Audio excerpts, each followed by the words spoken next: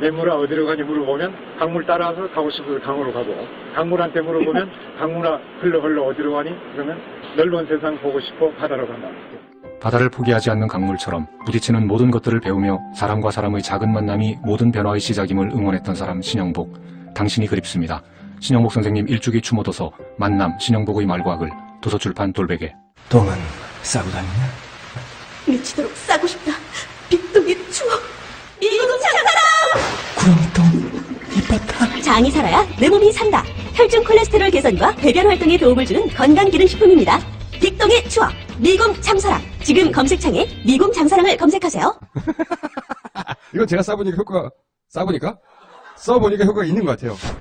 미 항공우주국 나사에서 우주인들의 비상식량으로 쓴다는 남미 최고의 완전식품 마카 플러스 한국에서 가장 비싸고 귀한 식품이라는 산삼 플러스 거기에 한국인이 좋아하는 녹용까지 일단 이 세 가지를 모두 넣은 제품이 나온 거니까 마카 산삼 녹용 대박! 좋은 건 다 있네. 031-323-2559 영암네이처 yhnatuRE.com. 맛있어. 너무 맛있어. 와, 아삭거리는 소리 들려? 와, 진짜 맛있다. 이 김치 어디에서 샀어? 김치 어디서 샀냐면 화 뭐? 무슨 김치라고? 그러니까 어디 김치냐면 바로 뜸들이지 말고 빨리. 도대체 어디 김치야? 화통김치. 화통김치라고. 국내산 재료로 100% 자체 생산하는 화끈하게 통하는 화통김치. 얼른 검색해서 사 먹어.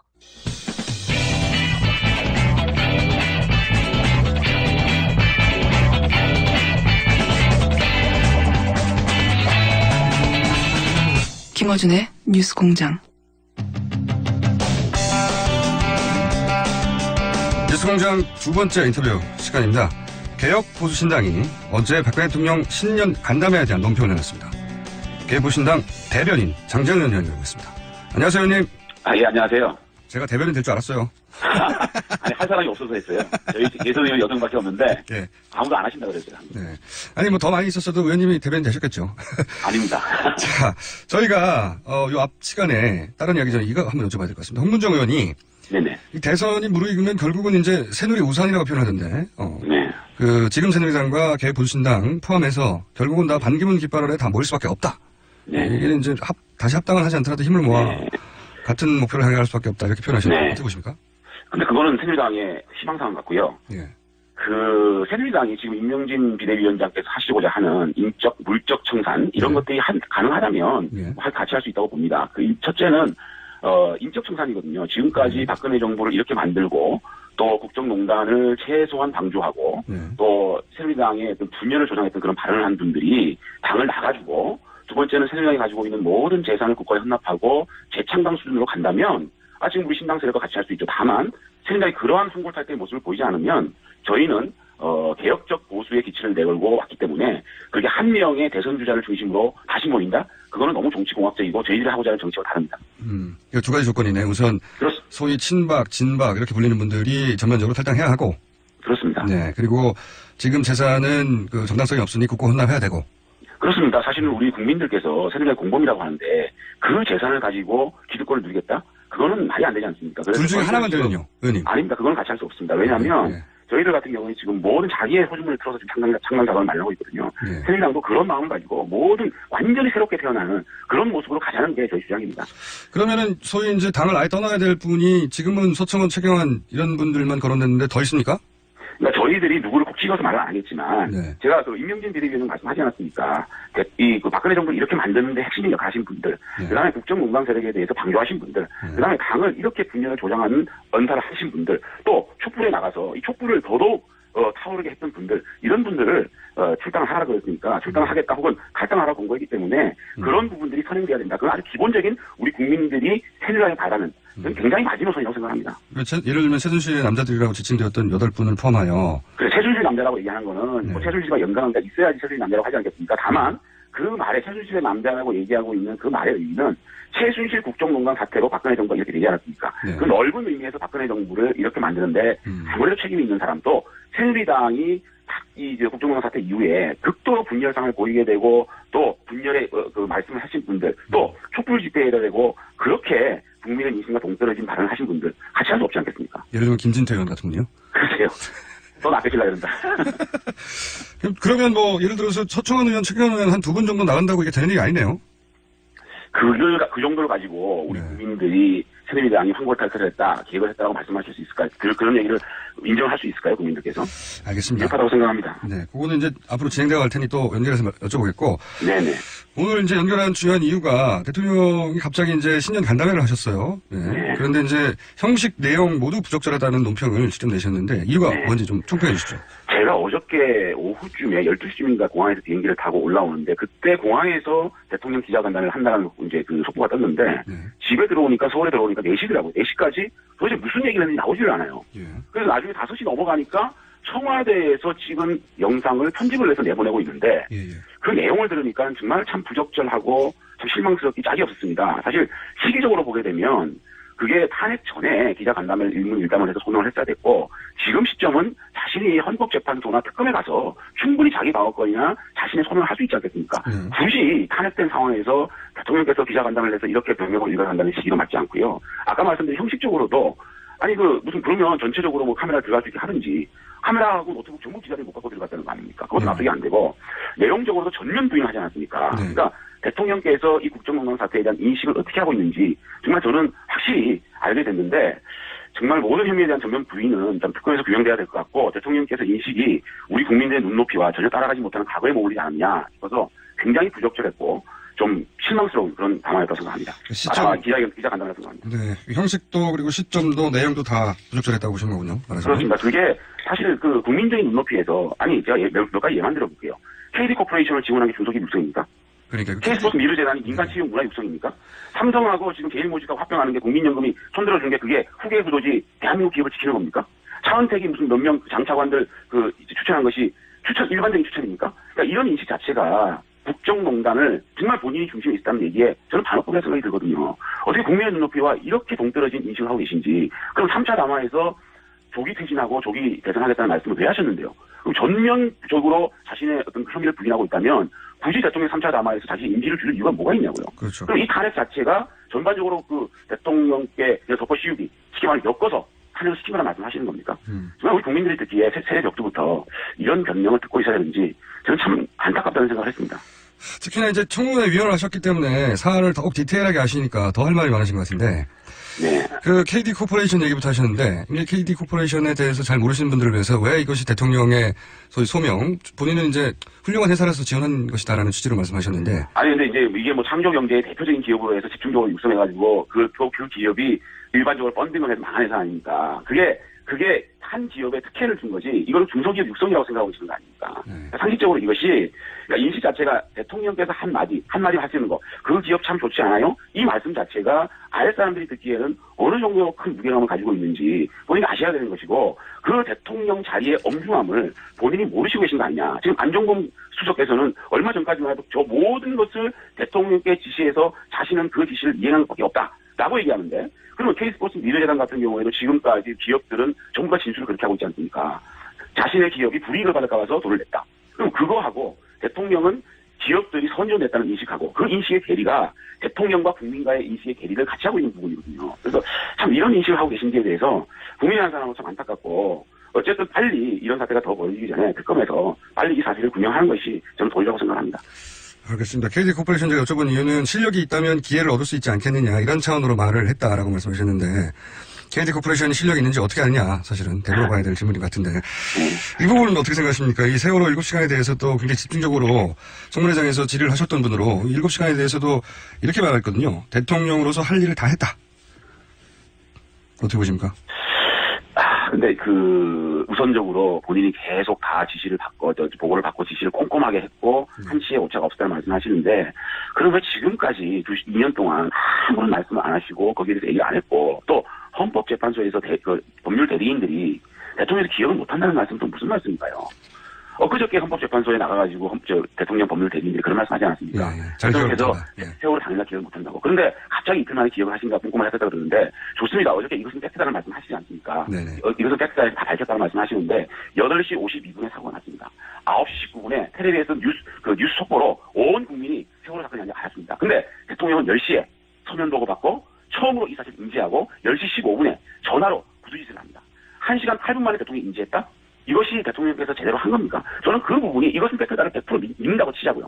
100% 우리가 인정한다고 치자고요. 그럼에도 불구하고 이 지금 대통령의 행동은 정말 잘못됐고 무능 아니면 직무유기 아닙니까? 그 부분이 가장 분노스러운 것이고 지금 사실 이 부분도 이것을 팩트라고 제가 100% 믿는 전자에 말씀을 드린 거지만 앞으로 이 오전 시간에 있었던 일들은 저는 특검에서 사실상 좀 밝히지 않겠느냐. 이를테면 김영재 피부과에 가서 저희들이 김영재가 시술했다는 당일날 장모의 의무 기록이 허위라는 게 증명되지 않았습니까? 네네, 이런 부분들과 또 대통령의 얼굴에 대한 사진 이런 것들이 자세히 보게 되면 뭔가 열쇠를 풀릴 수 있다. 그리고 이영선, 윤전추만 확실하게 신문을 하고 알리바이를 대고 또 그들이 또 진술을 하게 되면 저는 풀린다고 보고 그래서 제가 말씀드리는 겁니다. 청문회에 이 세월호 일갑시간을 풀 안봉근, 정호성, 윤전추, 이영선, 구승성 요 5명만 불러서 신문할 수 있도록 하면 저는 그 열쇠는 풀릴 수 있다고 생각합니다.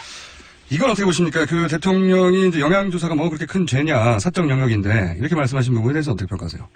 그래서 그 말씀에 대해서 또 그 말씀대로 일리는 있습니다. 사실 뭐 그러한 영양주사를 대통령께서 맞는다는 게 큰 문제가 없는데 그렇다면 대통령께서 왜 지금 그 얘기를 하시는지 또 의무실장은 왜 그런 영양주사제를 대통령께서 처방한 거를 그렇게까지 하루 종일 부인하다가 밤 10시 반이 돼서 자신의 말실수로 그게 진술이 하게 됐는지 그게 무슨 말이냐면 대통령 의무실에 있었던 여러 가지 처방이나 이런 것들의 진술의 신뢰성을 깨는 부분이거든요. 오히려 그런 부분에 대해서 일찍 그럼 대통령께서 이런 것들을 뭐 가끔씩 또 피곤하실 때 했다라고 했으면 그 신뢰성이 나올 텐데 그걸 끝까지 부인했던 이유는 뭔지 그거부터 좀 말씀해 주시면 좋겠습니다. 지금 한 가지 바로 잡자면 의무실장이 대통령에게 처방했다고 하는 것은 말실수가 아니라 의원님이 끌어내신 거죠, 직접. 네. 그렇죠. 끝까지 계속적으로 이제 그 진술을 거부를 하고 아니라고 하다가 그래서 하루 종일 왜 위증을 하다가 밤늦게 말실수로 이렇게 얘기를 하는지 그 부분이 납득이 안 된다는 거죠. 자기 자랑할 타이밍입니다, 의원님. 의원님이 끌어내신 거죠, 그거는. 네. 아니죠. 네. 그러면 그 얘기는 제가 충분히 알겠습니다. 형식도 내용도 다 문제가 있다고. 근데 이제 지금 1차 탈당이라고 해야 될까요? 여하간 탈당하신 분들 이외에 예를 들어서 함께 하기로 했던 나경원 의원이 본인은 반기문 총장을 돕겠다. 그리고 이제 충청 지역도 반기문 총장이 나오라고 하면 가겠다. 이 2차 탈당이 있을 수도 있을 것 같은데 그분들은 지금 개혁보수신당이 아니라 반기문 당을 만들려고 하는 것 같은데요. 아닌가요? 일단은요. 저희들이 34분이 사연을 했는데 29분, 김연아 의원까지 30분이 지금 함께 활동을 하고 있는데 몇 분 정도는 사실은 지역구와의 소통이 시간이 좀 모자란다는 말씀을 하셨고 경기도에서 몇 분, 또 인천, 경북, 경남 비례대표 4분 정도에 5분 정도 1월까지 상당한 어떤 의원님들이 저희와 합류할 계획을 가지고 있고요. 그다음에 나경원 의원 같은 경우에는 사실은 그 신뢰 문제에 있어서 조금 유승민 대표와의 어떤 트러블 때문에 본인이 유승민 대표가 유승민 당이 안 된다는 확신이 있을 때 넘어오겠다는 약속을 하고 스테이한 부분인데 다만 그런 것들이 몇몇 의원님들이 뉴스 공장에 나와가지고 좀 사실은 뭐 좀 감정적인 선을 건드린 부분이 있어가지고 다만 나경원 의원 같은 경우는 그런 것들을 좀 잘 고리를 푼다면 저희와 합류할 거라고 보고요. 다만 충청권에 있는 분들은 아무래도 반기문 총장께서 와서 어떤 행보를 하냐에 따라서 틀려지겠죠. 그럼에도 불구하고 저희들은 반기문 총장께서 귀국을 하게 되면 노선적인 부분이나 현재에 있는 당의 어떤 상황을 보게 되면 저희 개혁보수신당과 함께 할 거라는 국민들도 반기문 총장이 귀국해서 어느 당으로 들어갈 것 같으냐라고 했을 때 개혁보수신당 가장 많이 얘기하고 있지 않습니까? 그런 측면에서 반기문 총장께서 개혁보수신당 함께 하게 되면 그분과 함께 하게 되면 저는 대전 국면에서는 제2당으로까지 발돋움할 수 있는 그런 건데 다만 저희들이 하기 나름이라고 봅니다. 지금까지 보여주고 있는 유승민, 김무성 사랑이 아닌 그러한 모든 우리 의원들이 함께하는 모든 의원들의 의견을 또 말씀을 하고 그걸 좁혀가는 모습, 민주정당의 모습을 보인다면 많은 우리 의원님들이 함께하라고 저는 생각합니다. 유승민 대표와 나경원 의원이 무슨 트러블이 있었습니까? 그게 어떻게 되냐면 제가 조금 설명을 드릴게요. 처음에 이제 일요일날 나경원 의원이 지난주죠. 일요일날 저하고 만나서 이게 유승민 대표가 너무 자신의 정책을 드립을 하고 있지 않느냐라는 문제들을 저도 공유를 했거든요.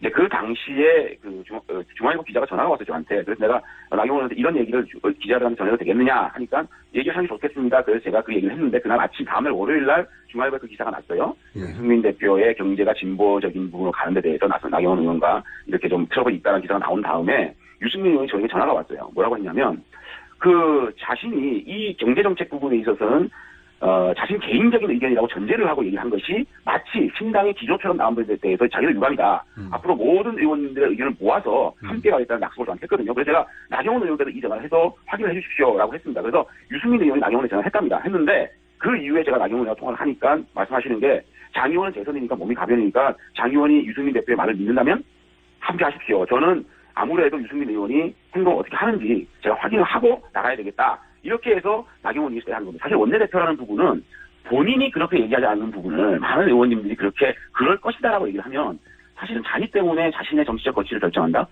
정치인은 굉장히 모욕적인 발언이거든요. 사실 이혜원 선배님 같은 경우에는 좀 잘 아시겠지만 내공의 정치인이고 경제통이고 굉장히 훌륭하신 분인데 너무 아프게 말씀하시는 부분이 있어요. 네, 그래서 그런 부분은 같이 할 의원님들에 대해서 또 김성태 선배 같은 경우는 또 막 운다 이렇게 얘기하니까 정치인은 좀 모욕이잖아요. 그런 부분들이 감정적으로 에스컬레이트된 부분이 있거든요. 사실은 이제는 사실 그런 부분들이 지금 우리가 많이 해소를 했잖아요. 그러니까 우리 의총 같은 데 할 때 상당히 민주적이고 그런 부분을 기자들이 다 얘기를 하지 않습니까? 그런 걸 하긴 되면 사실 1월 초에는 나경원 의원이 충분히 올 수가 있었거든요. 그래서 제가 이런 부분은 서로 이해를 시키는 선에서 함께 할 수 있도록 최선의 노력을 다하겠습니다. 알겠습니다. 저희 의원님 처음 연결할 때는 할 말도 없다고 10분도 안 된다고 그러는데 지금 혼자 지금 몇 분을 말씀하시는 겁니까? 죄송합니다. 제가 말씀을 자꾸 시키니까 제가 이러는 거 아닙니까? 알겠고요. 한 가지만 여쭤보고 다음에 연결할게요. 이 예. 개혁보수신당 이 이름 언제 바꿉니까? 이게 줄이면 개보신당이 되고요. 석자로 해도 보신당입니다. 이거 안 돼요. 아니 저희들이 지금 당면 공모를 하고 있지 않습니까? 당면 공모를 해가지고 빠른 시일 내에 저희들의 새로운 깨끗하고 따뜻한 보수의 가치를 느낄 수 있는 좋은 당명으로 여러분께 선보이겠습니다. 우리 개혁보수신당 정말 민주정당으로서 우리 서민들과 국민들의 든든한 힘이 될 수 있는 당을 만들어 나가겠습니다. 저희들 한번 지켜봐 주시고요. 열심히 하면 지지해 주시기 바라겠습니다. 알겠습니다. 감사합니다. 고맙습니다. 감사합니다. 네, 개혁보수신당의 장재원 대변인이었습니다. 출근할 때 보고 싶고 듣고 싶은 게 너무 많죠? 하루 딱 5분. 이제 듣고 싶은 목소리로 사장님처럼 브리핑 받아보세요. 출퇴근하실 때 관심 있는 것만 짧게 요약해서 브리핑해드리는 나만의 음성비서. 27조 브리핑 이어링이 있습니다. 앱스토어에서 이어링을 다운로드하세요. 아주 사소한 것까지 브리핑해드립니다. 나만의 음성비서. 27조 브리핑 이어링. 동결건조로 영양소 손실을 최소화한 아로니아 분말. 들어보셨어요? 우리 농장 아로니아 분말은 전라북도 김제에서 직접 수확한 100% 국내산 무농약 아로니아로 만들었습니다. 눈에 좋고 피부에 좋고 혈액순환에 좋은 우리 농장 아로니아 분말. 뛰어난 항산화 작용으로 노화를 방지하고 면역력을 높여 건강을 지켜줍니다. 명절 선물로도 아주 좋아요. 네이버에서 우리 농장 아로니아를 검색해보세요.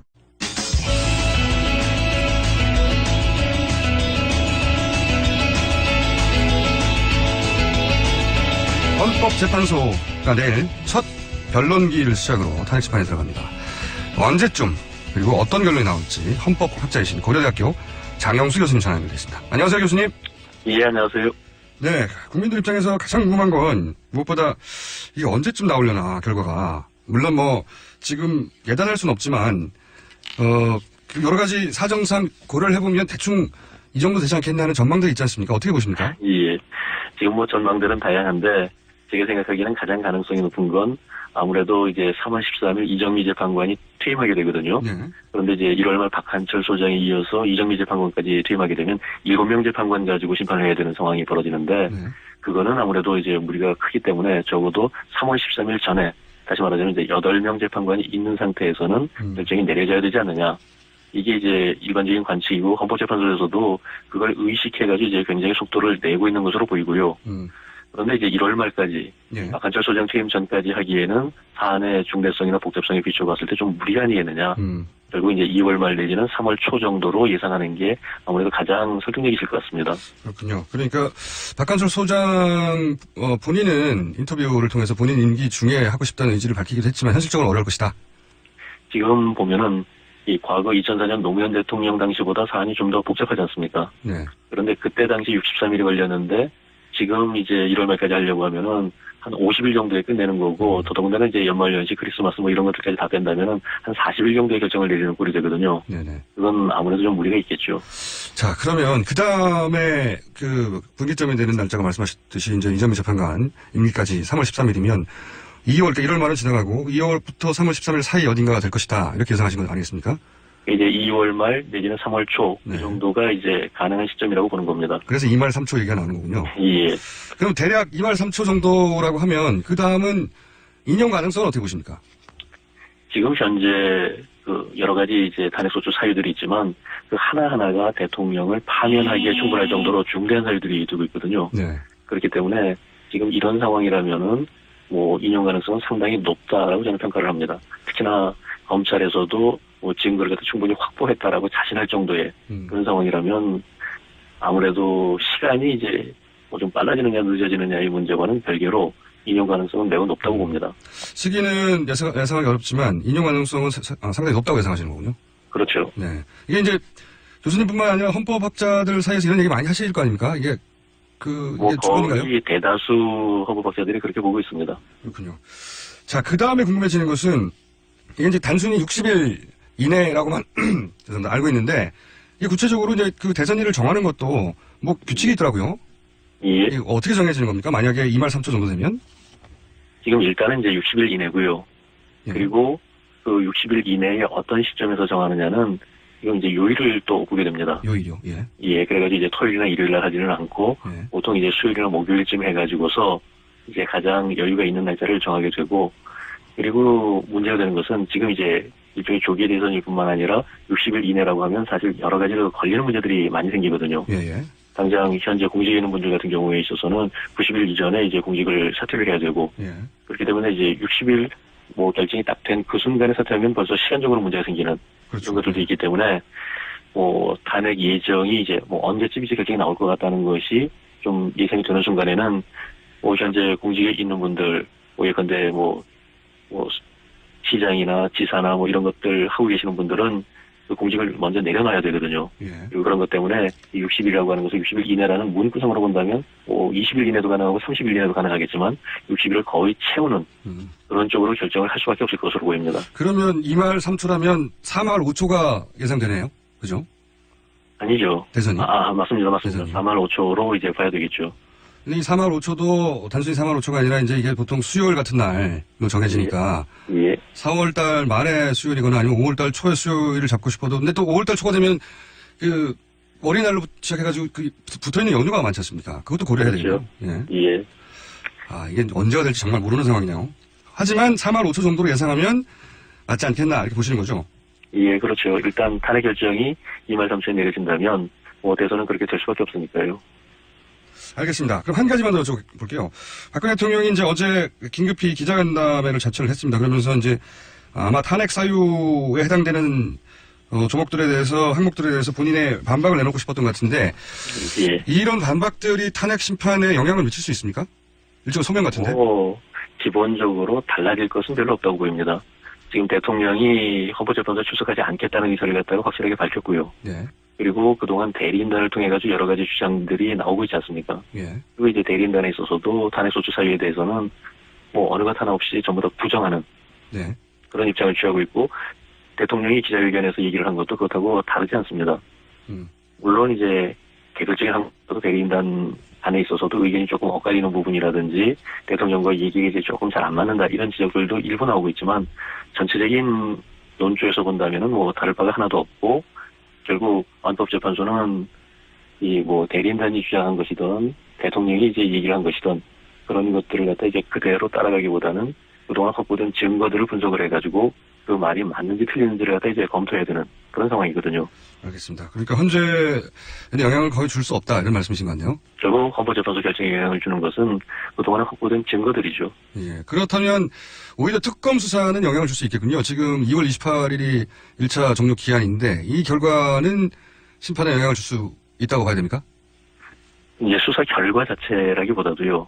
이 수사에서 확보된 증거들이 영향을 줄 수 있겠죠. 왜냐하면 수사 결과가 곧 재판 결과는 아니거든요. 심리를 할 때 확실하게 확보된 증거나 물증들이 재판에 영향을 줄 수 있다. 이 헌재. 그렇습니다. 예. 알겠습니다. 오늘 여기까지 하고요. 이 사안은 저희가 아마 몇 달 동안 계속 여쭤볼 사안이 많을 것 같으니까 또 연결하겠습니다. 오늘 말씀 감사합니다. 예, 감사합니다. 네. 지금까지 헌법학자 고려대학교 장영수 교수님이었습니다.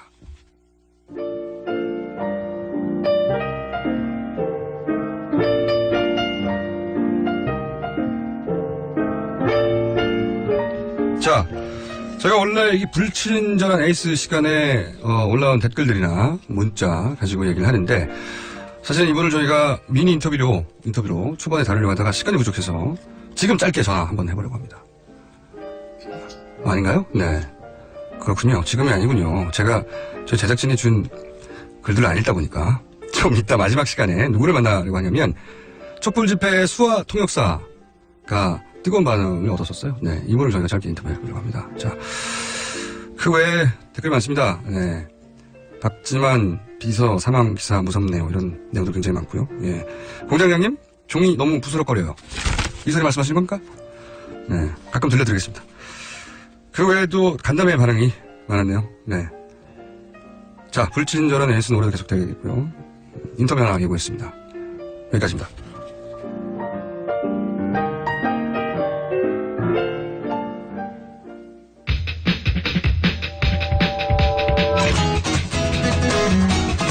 갑자기 이분의 이름이 검색어 실시간 이슈 계속되고 있습니다. 미국에 거주하고 계신 분인데 테슬라 X로 급발진 사고를 겪으신 게 큰 화제가 되고 있네요. 네. 테슬라 X75D 오너이신 손지창 씨 전화 연결됐습니다. 안녕하세요. 여보세요? 네, 안녕하세요. 이게 시간이 좀 네, 걸리는데. 여보세요. 안녕하세요. 네, 안녕하십니까. 갑자기 이 급발진 사고로 지금 큰 이슈가 한국에서 되고 있어요. 아십니까? 네, 좀 좋은 얘기로 인사를 드려야 되는데 별로 좋지 않은 일로 좀 새해부터 인사드리고 죄송하네요. 네, 미국 어디 계세요? 네, 저는 LA에서 샌디에고 방향으로 1시간 정도 떨어진 얼바인이라는 데 있고요. 얼바인요? 예. 그렇군요. 네. 그 정보는 거기까지만 하고요. 당시 사고 정황부터 간단하게 설명해 주세요. 어떤 사고가 어떻게 났는지. 9월 10일이었고요. 예. 제가 저녁을 먹고 저희 아이를 픽업을 하러 농구장에 갔다가 집으로 들어오는 길이었어요. 예. 저희 집에 이제 테슬라의 기능 중에 하나가 집 가까이 오면 차고문이 자동으로 열리게 되어 있거든요. 아하. 그래서 이제 차고 쪽으로 이제 진입을 하는 과정에 이제 거의 속도를 다 줄였죠. 그냥 문이 열리는데 완전 열릴 때까지 기다려야 되니까요. 네, 당연히. 예. 그리고 이제 브레이크에서 발을 띄고 이제 악셀레이터를 옮기려고 하는 순간에 갑자기 왱 하는 굉음과 함께 차가 튀어나가 버린 거예요. 엑셀레이터를 전혀 밟지도 않았는데. 악셀레이터를 약간 밟았죠. 저는 그쪽에서 저한테 얘기하기를 17%를 처음에 밟았다고 그러더라고요. 그건 제가 밟은 게 맞아요. 예. 그랬는데 그 다음에 바로 1초 후에 100을 밟았다는 거예요. 어허. 그러니까 또 어떤 미친 사람이 그러게 말이에요. 자기 집 차고를 들어가는데 100을 밟을 수 있으며 게다가 제 옆에는 저희 아들이 타고 있었는데 뭘 위해서 그 짓을 하겠어요. 근데 그쪽에서 대응이 무조건 제가 잘못했다라는 얘기를 계속하고 차에는 이상이 없다라는 얘기를 하니까 제가 너무 화가 나서 도저히 이거는 안 되겠다 해서 이제 소송을 걸게 된 거고요. 이게 이제 우리나라 기업들도 사실 급발진에 대해서는 전부 거의 100%라고 할 수 있을 정도로 개인 실수로 몰고 가는데 이 테슬라도 마찬가지 대응을 한 거네요. 개인 실수한 거라고. 네, 그렇긴 한데요. 지금 저와 유사한 사고가 몇 건이 있어요. 아하. 다 주차장 부근에서 갑자기 급발진이 걸려가지고 예를 들어서 이 헬스클럽을 들이받은 그런 동영상도 있고요. 거의 저의 상황과 비슷한 거예요. 그러니까 이상하게 주차장 근처에서 주차장 근처는 사실 사람들이 엑셀레이터를 밟을래야 밟을 수도 없는 상황이잖아요. 그렇죠. 예. 운전 하루 이틀 하신 분도 아닐 테고. 예. 저는 그리고 27년간 무사고고요. 저는 사실 술을 또 못해요. 그래서 그때 경찰이 와가지고 저보고 술 마셨냐 그래서 술 안 마셨잖아. 체열 검사 하든 다 해라 했더니 경찰이 이제 저를 다 보더니 됐다고. 그래서 왜 이거 해야 되는 거 아니냐 그랬더니 만약에 문제가 되면 자기가 증언을 하겠다고 그렇게까지 얘기를 했어요. 그러니까 저는 전혀 정신적으로 아무 문제도 없었고 그리고 옆에 애까지 타고 있는데 사실 그 벽이 뭘로 돼 있는지 저희가 모르잖아요. 만약에 그 벽이 나무가 아니고 콘크리트였으면은 저는 이 전화를 지금 할 수도 없는 상황일지도 모르겠어요. 그 정도 속도로 봐왔군요. 정말 아찔했죠, 사실 저희는. 더군다나 제가 그 속도는 저희 아이의 표현을 들자면 롤러코스터를 탄 줄 알았대요, 순간. 그렇게 튀어나갔는데 무슨 악셀레터를 밟고 브레이크를 밟고 이렇게 할 수 있는 그런 상황이 아니에요. 더군다나 테슬라가 순간 가속력이 전기차라서 굉장히 높은 걸로 아는데 그러니까 순간적으로 날아간 거군요, 거의. 날아서 벽에 받친 거다. 그렇죠, 예. 그러니까 대부분 그들의 대응은 뭐냐면 네가 브레이크를 밟는다든지 악셀을 밟은 거 아니냐. 저는 그렇게 얘기한 적도 없고요. 저는 당연히 저희 차고가 약간 이렇게 오르막으로 되어 있어서 약간 악셀레터를 살짝 밟지 않으면 그게 못 올라가요. 그래서 이제 당연히 그 준비를 한 거고 거기에서 튀어나간 것이지 제가 무슨 페달을 잘못 밟거나 무슨 놀래서 그냥 놀라고 그냥 끝났죠, 그냥. 그 정황은 충분히 이해가 가는데 이게 이제 대기업하고 소송이라 이게 혼자서 하시기는 굉장히 어려운 싸움 같은데요.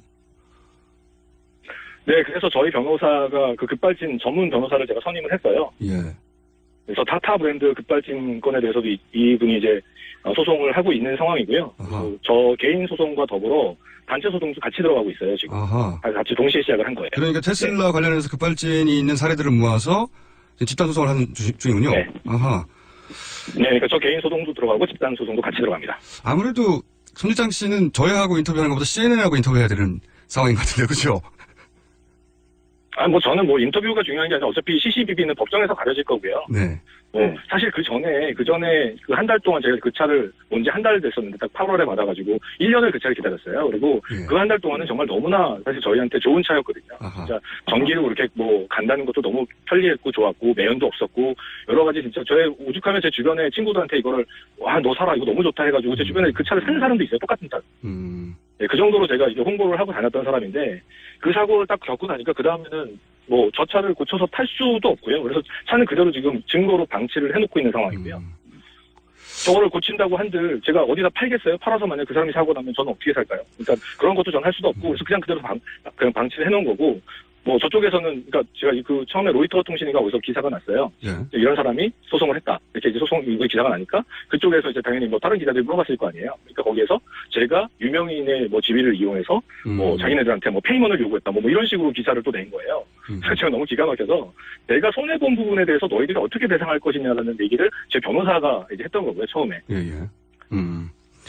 그리고 이제 그런 부분들을 이제 너희들의 입장을 밝혀라라고 얘기를 했던 부분인데. 그리고 이제 제 신분을 밝혔던 건 이 사람이 이상한 사람이 아니고 제대로 뭐 저기 한 사람이고 이렇게 해서 이제 얘기를 했던 건데 그거를 갖다가 그런 식으로 이제 매도를 하니까 제가 더 화가 났던 거고요. 그러면 그냥 이건 소송으로 가야 된다. 이제 그렇게 결론을 낸 거죠. 개인 소송을 넘어서는 집단 소송이 될 것 같고 이건 앞으로도 테슬라 워낙 화제 회사니까요. 앞으로도 계속 화제가 될 것 같고 그 화제 중심에 어떻게 하다 보니까 손지창 씨가 있게 된 거네요. 그래서 한국에서 뉴스가 됐겠지만 앞으로 미국에서도 큰 뉴스가 되겠군요, 이게. 이쪽에서도 계속 기사는 나오고 있고요. 네. 그 기사가 이제 그런 식으로 나오니까 굉장히 좀 저희는 어이가 없죠. 사실 뭐 한국에서야 뭐 많은 분들이 알아주시지만 여기서는 저는 무명인 중에 하나잖아요. 네, 알겠습니다. 뭐 그런 식으로 약간 비아냥거리는 기사가 나서 저도 좀 화가 났죠. 예. 저희가 이 뉴스는 계속 주목하겠고요. 그때마다 급발진 뉴스는 한국에서 큰 뉴스니까요. 더군다나 올해 테슬라가 수입된다고 하니까.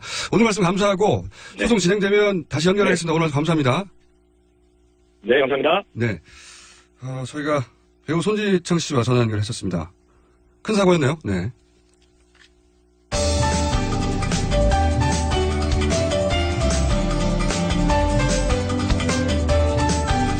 자, 방금 예고해드린 대로 짧게 연결해야 될 것 같습니다. 주말 촛불 집회 수화통역사 화제가 됐습니다. 여보세요?